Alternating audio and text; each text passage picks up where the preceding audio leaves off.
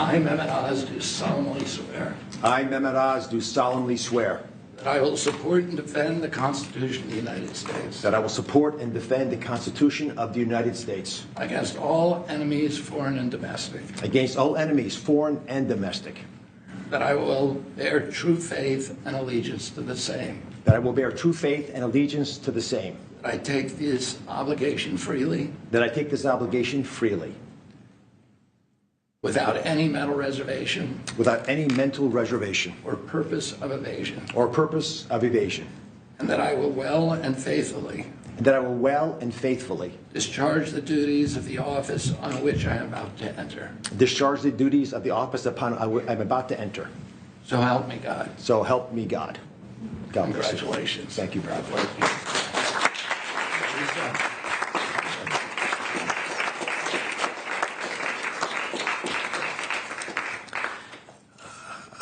I've got to start off by thanking three people.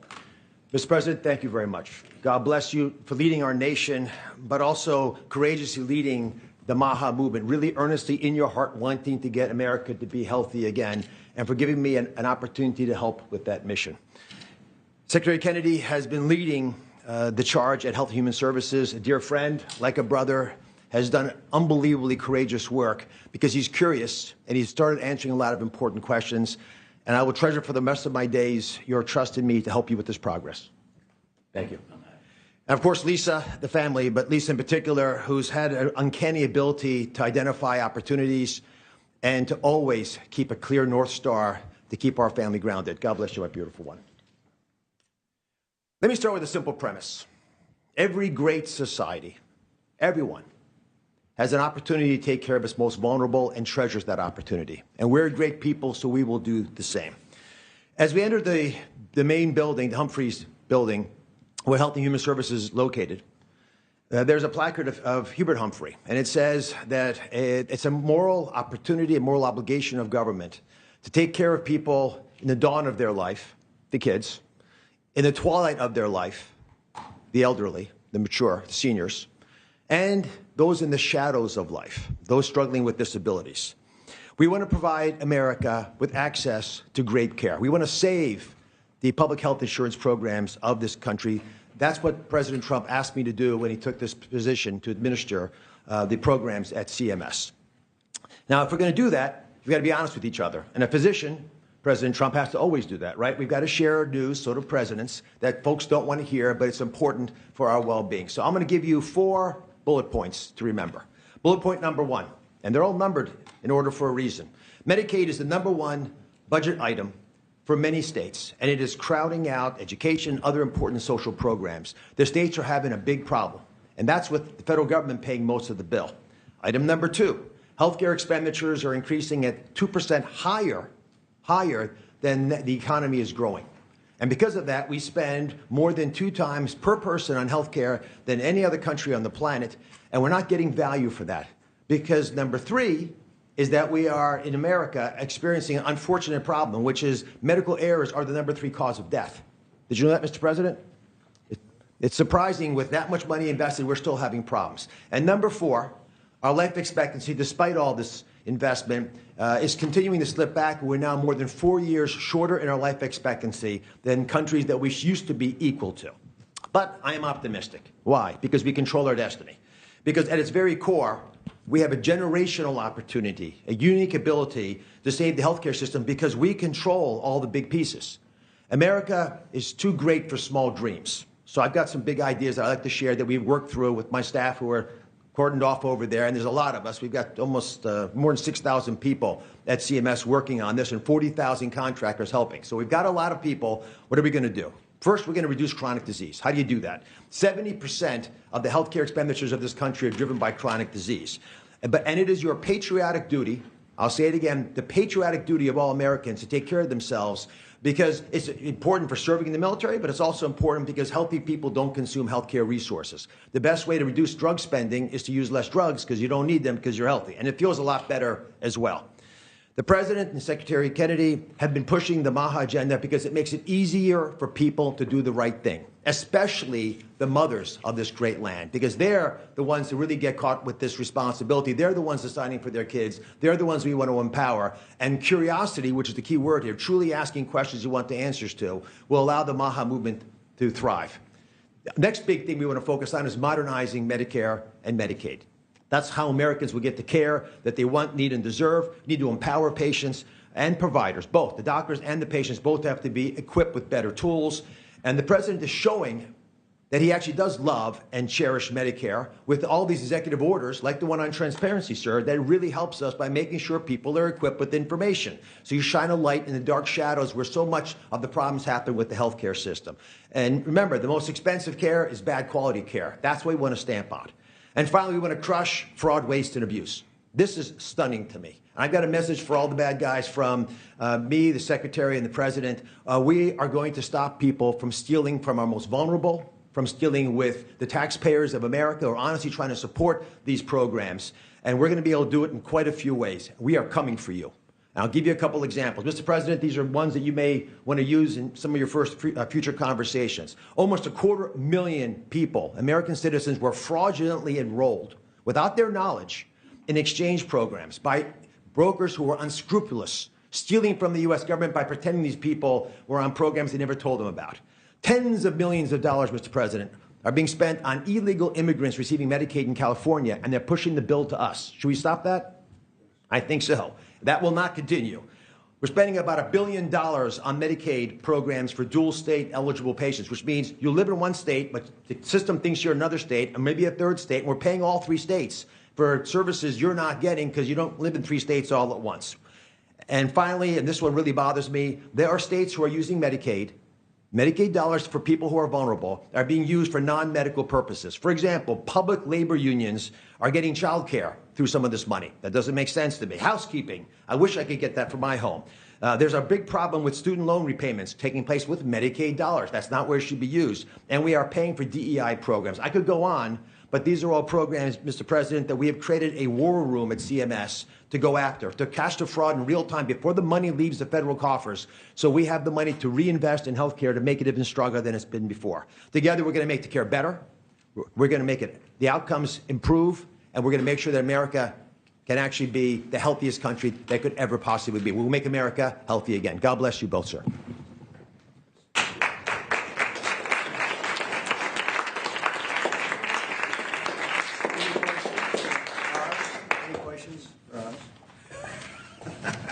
Okay. Mr.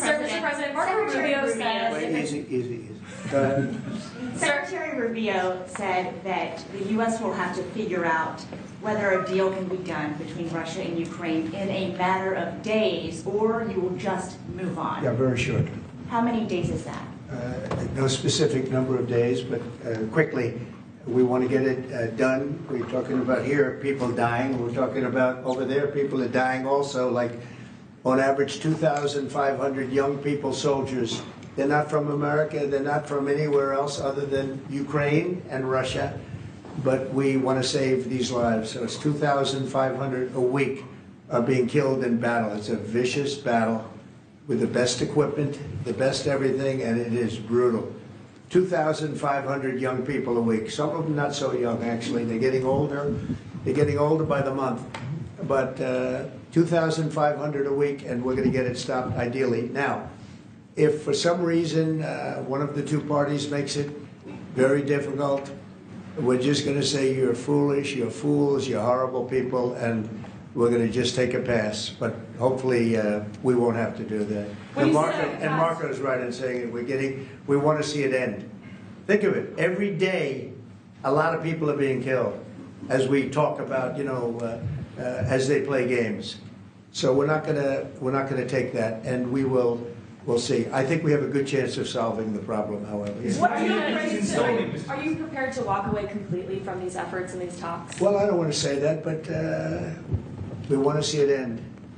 We want to see it end, yeah. Is Vladimir Putin stalling, in your view, Mr. President? I hope not. I'm going to let you know about that soon if he is, but I hope not. He's got a big force out there, big force. It's a war that should have never happened. It would have never happened if I was president. That's a war, and it didn't happen for 4 years. That's a war that should have never happened. October 7th, Israel would have never happened. Iran was broke. And now we'll see what happens with Iran. We have a lot of them out there. We have a lot of things that we're working on right now that shouldn't have happened. None of it. Ukraine would have never happened with Russia.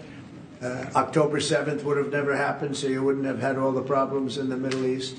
The Afghanistan embarrassment, probably the most embarrassing day in the history of our country, would have never happened. Inflation would have never happened. By the way, prices are down. Groceries are down. Eggs, which you hit me so hard, I'll never forget the first week in office, they were screaming at me about eggs. I said, what's going on with eggs? They were doubling and tripling. I said, I just got here.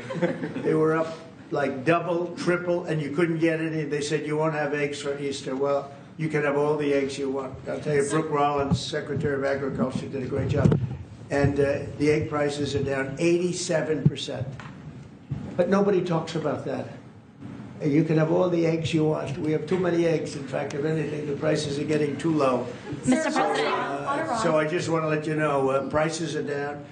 Gasoline yesterday in 3 states hit $1.98 a gallon. And it looks like it's at a level that it hasn't seen since my days, my 4 years. So it's about I'd say maybe, I think we're going to be averaging $2.25 very soon. So I just want to let you know, though, because I keep hearing about prices and inflation. Prices are coming down, not going up. Only the fake news says they're going up. The only thing that's even are interest rates. And if we had a Fed chairman that understood what he was doing, interest rates would be coming down too. He should bring them down. Yeah, please. Mr. President, what do you need to see from both sides in order to keep negotiations going? What do you want to see from Russia and Ukraine? I have to see, my whole life has been one big negotiation, and I know when people are playing us, and I know when they're not, and I have to see an enthusiasm to want to end it. And I think I see that enthusiasm. I think I see it from both sides. Do you think Russia's But you're playing going to you? know soon. Do you think Russia's playing you? No, nobody's playing me. I'm trying to help.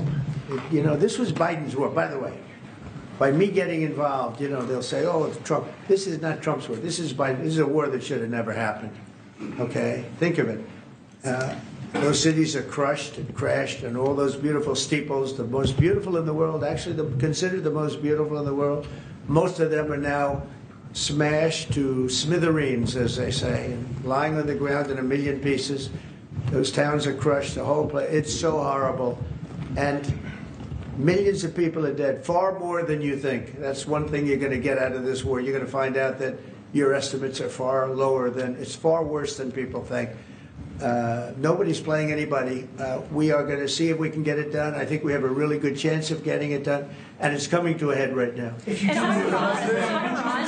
support Ukraine militarily, if you do decide to move on or take a pass, Mr. President, would you then continue to support Ukraine militarily? Well, I'm not going to say that because I think we're going to get it done. There's a group of Venezuelan men down in Texas who have been alerted that they are soon going to be deported under the Alien Enemies Act. Have you authorized that operation, and where are they going to go? I don't know about the group you're talking about, but if they're bad people, I would certainly authorize it, yeah. You know, I won an election in a landslide. We won all 7 swing states. We won by millions of votes. We won 2,750 districts to 505 districts, 2,750 to 5. That's why the map, when you look at it, is all red.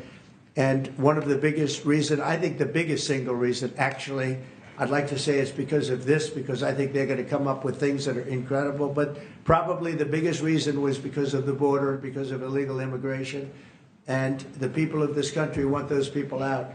Because what Biden did, and I don't know if he did it, I'm not even sure he knows what the hell he was doing, but what his people did, representing him, was allow millions and millions of people from jails, from prisons all over the world, people from mental institutions and insane asylums, gang members, drug dealers, pouring into our place. And you know what? Our people voted for me to get them out. They want them out.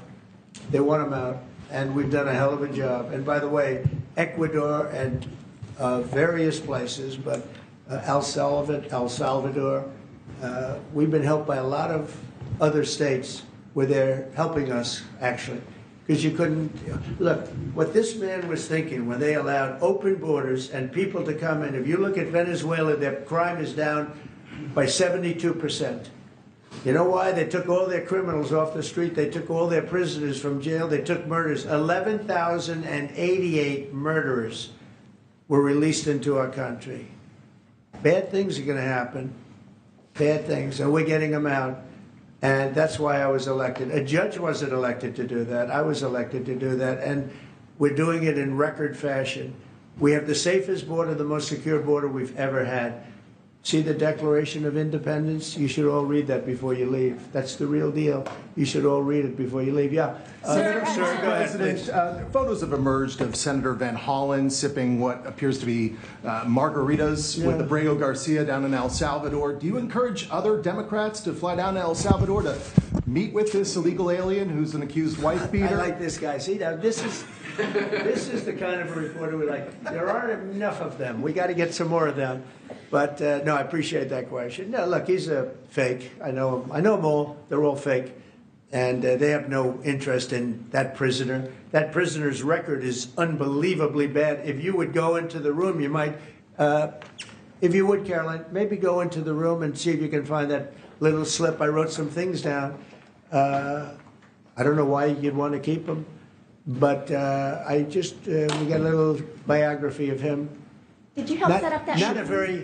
a very innocent guy. Did you Yes. help set up that on the meeting, IRS. sir? Mr. President, in the spirit of Easter Sunday and it While being we're Good on the Friday. subject, right? Yes, of course. So you're talking about Abrego Garcia, is that the one? Yeah. Is an illegal alien MS-13 gang member and foreign terrorist. This comes out of the State Department and very legitimate sources. I mean, I assume I'm just giving you what they handed to me, but this was supposed to be certified stuff. In 2019, Garcia was issued a deportation order. 2 separate judges affirmed Garcia was a member of MS-13, which is a gang that may be even worse than Tren de Aragua. It may be worse. They kill people with knives because it's more painful. Very famous for the knifing and killing of 2 young 16-year-old girls walking to school one day, and they sliced them up into little pieces and killed them. That's MS-13. And 2 separate judges affirmed Garcia was a member of MS-13. When Garcia was originally arrested, he was wearing a sweatshirt with rolls of money pouring out, an MS-13 gang symbol that he was driving with 2 other known violent MS-13 gang members, 2 of the most violent members that we know of in the MS-13 gang of thugs. In 2022, Garcia was stopped by the Tennessee Highway Patrol and was found to be transporting 7 people from Texas to Maryland, and he had no driver's license. He was driving violently. In 2020 and 2021, Garcia's wife filed for a protective order from him and said he was violent and abusive and really scary, including allegations that he punched and scratched her on the eye, left her bleeding after throwing her laptop on the floor at her, ripped her shirt, and ripped off her shorts. He then grabbed her arm, leaving very severe marks. Garcia's wife also wrote in court, "At this point, I am afraid to be close to him. I just don't want to be close. I have multiple photos and videos how violent he can be and all of the bruises that he's left on me." She just couldn't get anywhere near him. This is the man that the Democrats are wanting us to fly back from El Salvador to be a happily ensconced member of the USA family. Isn't it a shame? And by the way, I've been hit pretty hard by fake shows, fake news, MSDNC in particular, where they talk about how evil I am, that this man would be thrown out of our country. This man is according to certified statements that we get, is a very violent person. And they want this man to be brought back into our country where he can be free and to stay as a happily Maryland, they call him the Maryland man. He's a Maryland father. No, this is a violent person. who they don't talk about is that wonderful angel mom who lost her daughter, who had 5 beautiful children, and she was killed violently. And, you know, she spoke, and she spoke unbelievably. I saw it. And the fake news didn't pick it up. She spoke. She was in tears. She's devastated. Her life is, you know, essentially, she's told me her life is like over. But there was like, I think no stories. Isn't that true? No stories. Yes, sir. 0 stories. It was the most emotional thing. Everybody that watched it, they couldn't believe it. The fake news refused to put it up. So it's very sad. And yet they talk about this guy like he's an angel. See the angel up there? They think he's like that, like a little angel. Do you Sir, encourage also, other Democrats to visit?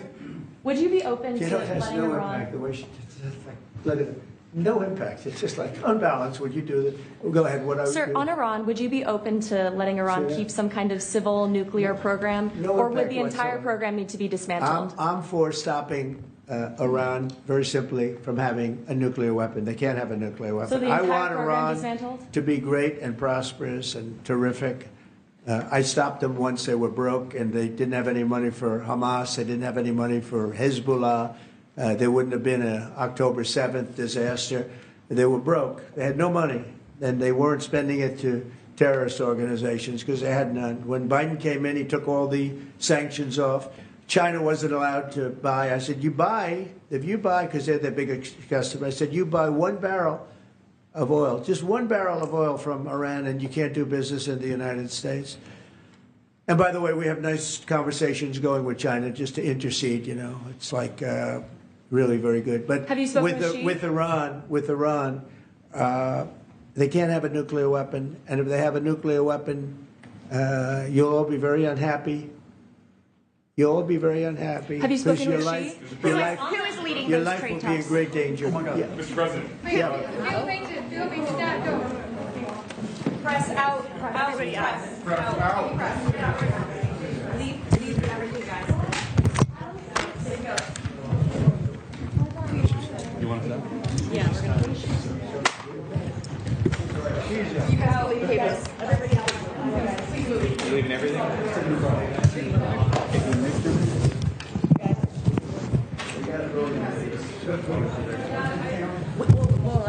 it. Yeah, drop the cameras, please. We'll leave. Right, live from the White House there, Dr. Mehmet Oz sworn in as the new administrator of the Centers for Medicare and Medicaid Services by HHS Secretary Robert F. Kennedy Jr. Dr. Oz thanked President Trump for giving him the opportunity to help with the Make America Healthy Again, or MAHA movement. His goal is to provide Americans with the greatest health care, and he gave 4 main issues he wants to resolve. Well, this includes the Medicaid budget, high health expenditures, medical errors causing deaths, and the short life expectancy in America. Well, Dr. Oz also said he wants to modernize Medicare and Medicaid. Well, President Trump spoke afterwards. He doubled down on his criticism of Fed Chair Jerome Powell, saying he's too slow at lowering the interest rates. In regard to the Russia-Ukraine war, President Trump expressed hope in a peace deal.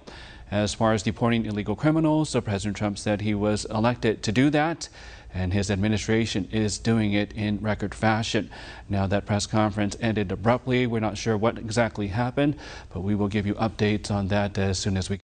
One America News Network, your source for credible, honest, unbiased reporting from around the world, has just launched a live 24/7 365 days a year uninterrupted cable feed on YouTube. And it's only $5.99 per month. Now you can watch One America News Network live, anytime, anywhere in the world. Go to our YouTube page and click here to become a member today. One America News Network, your source for credible, honest, unbiased reporting from around the world, has just launched a live 24/7 365 days a year uninterrupted cable feed on YouTube. And it's only $5.99 per month. Now you can watch One America News Network live, anytime, anywhere in the world. Go to our YouTube page and click here to become a member today. One America News Network, your source for credible, honest, unbiased reporting from around the world, has just launched a live, 24/7, 365 days a year uninterrupted cable feed on YouTube. And it's only $5.99 per month. Now you can watch One American News Network live, anytime, anywhere in the world. Go to our YouTube page and click here to become a member today.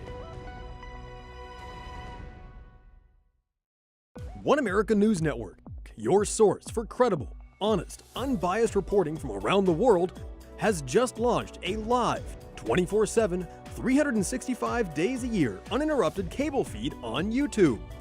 And it's only $5.99 per month. Now you can watch One American News Network live, anytime, anywhere in the world. Go to our YouTube page and click here to become a member today. One American News Network, your source for credible, honest, unbiased reporting from around the world, has just launched a live, 24/7, 365 days a year uninterrupted cable feed on YouTube. And it's only $5.99 per month. Now you can watch One American News Network live, anytime, anywhere in the world. Go to our YouTube page and click here to become a member today. One American News Network, your source for credible, honest, unbiased reporting from around the world, has just launched a live, 24/7, 365 days a year uninterrupted cable feed on YouTube. And it's only $5.99 per month. Now you can watch One American News Network live, anytime, anywhere in the world. Go to our YouTube page and click here to become a member today.